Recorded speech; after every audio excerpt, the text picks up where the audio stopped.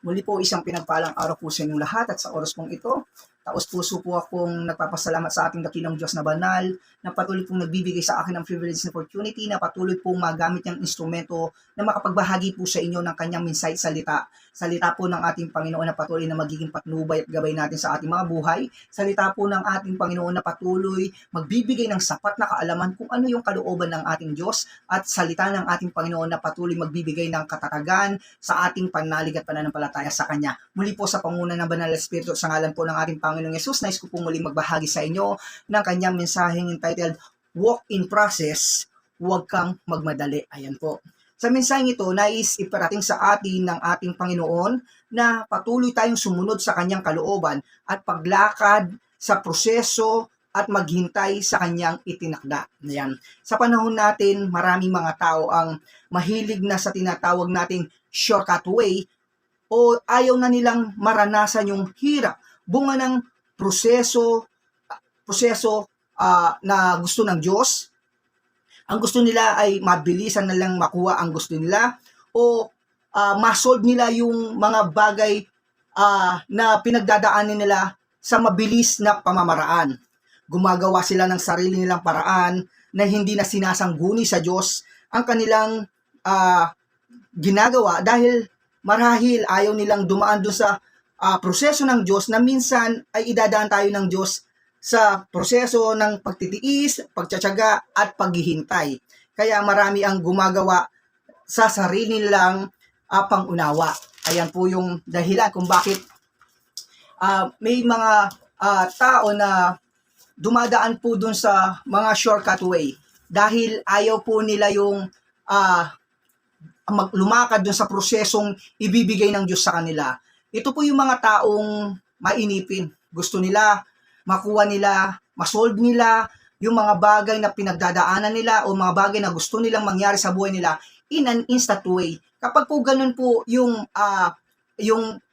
isip ng tao, yung isip na mainipin, gusto agad makuha lahat, yun po yung mga taong hindi po nagtitiwala sa Diyos.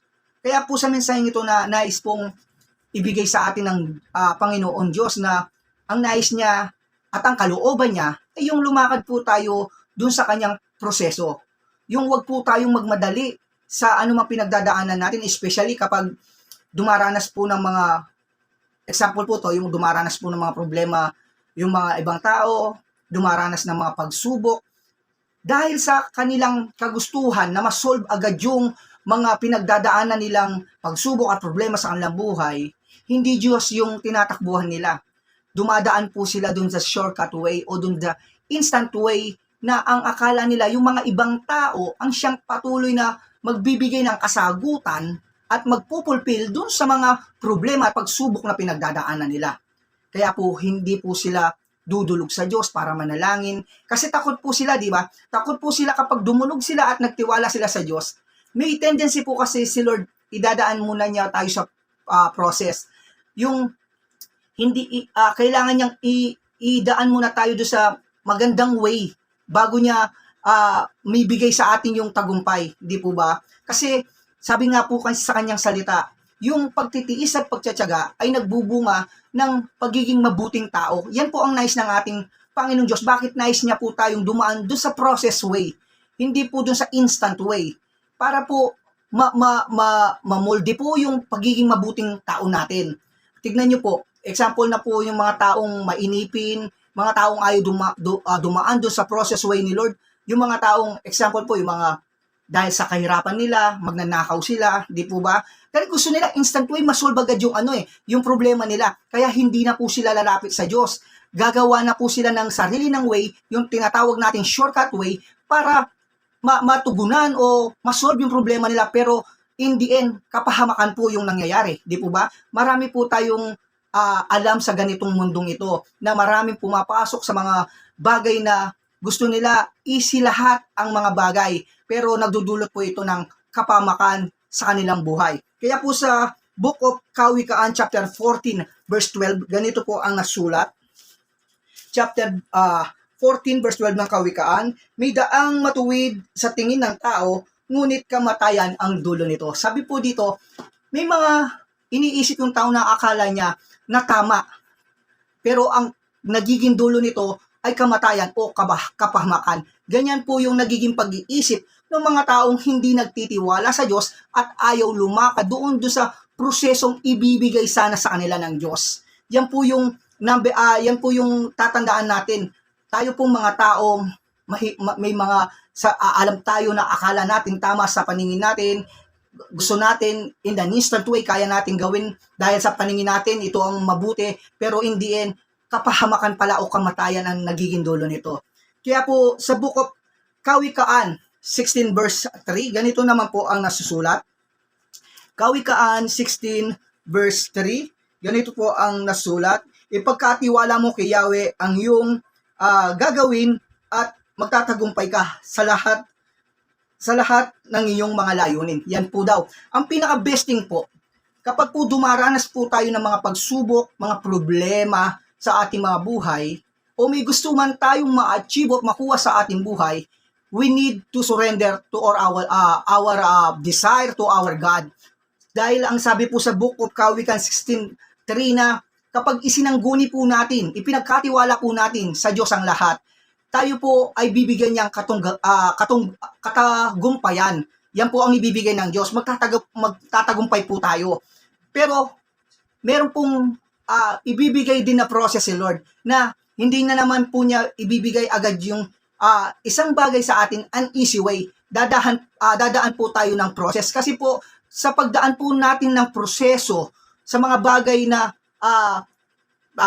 kailangan natin, doon po namumuldi yung pagiging matiisin mo, matyaga mo, yung patuloy kang nagtitiwala sa Diyos, na kahit matagal dumating yung sagot, pero patuloy kang nagtitiwala, nananalig sa Diyos. Yun po ang gusto ng ating Panginoong Diyos. Kaya gusto niya po tayong lumakad sa proseso. Ayaw niya po yung shortcut way.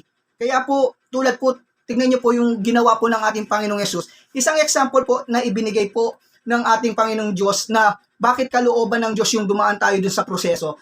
Even our Lord Jesus, dumaan po siya sa proseso. Proseso sa kaligtasan natin. Di ba? Even na siya po ay Diyos, di ba? Ang ginawa niya, sinunod niya po yung kalooban ng Ama na dumanas ng hirap, kutsain, hanggang dumating sa dulo na siya ay mamatay at ipako sa krus, di po ba? Pero kung tutuusin kung si Lord Jesus, gugustuhin niya na ay likas na lang tayo basta-basta in his way kasi Diyos siya. Di po ba? Pero hindi po pinahintulot ng Diyos yun. Hinayaan po niya ang kanyang kaisa-isang bugtong niya anak na dumanas po dun sa proseso. Proseso na naging maganda naman po ang naging bunga. Kaya po nakita po natin sa ginawa ng ating Panginoon Jesus, yung sakripisyo niya, yung pagtitiis niya, nakita po natin dun yung pagmamahal ng Diyos sa atin. Kaya po, the more na naiisip natin yung ginawa ng ating Panginoon Jesus, yung pagdaan niya ng proseso, doon po natin nakikita kung gaano kahalaga yung ginawa niya na pagkapako sa krus at kung gaano tayo kamahal ng Diyos. Kaya po, sa mumunting mensaheng ipinagkaloob po ng ating dakilang Diyos na banal sa oras na to, patuloy po nating siyasatin o patuloy po tayong magkaroon ng desire na patuloy po nating malaman yung mga kalooban ng Diyos sa ating buhay.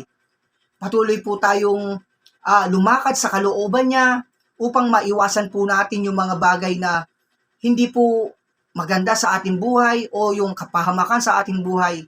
Patuloy po tayong manalig, magtiwala sa ating Diyos sapagkat siya po ang lumikha sa atin.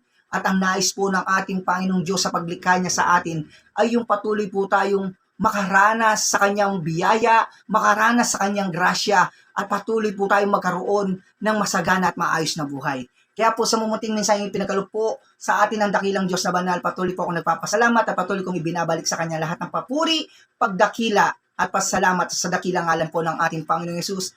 Amen. God bless all.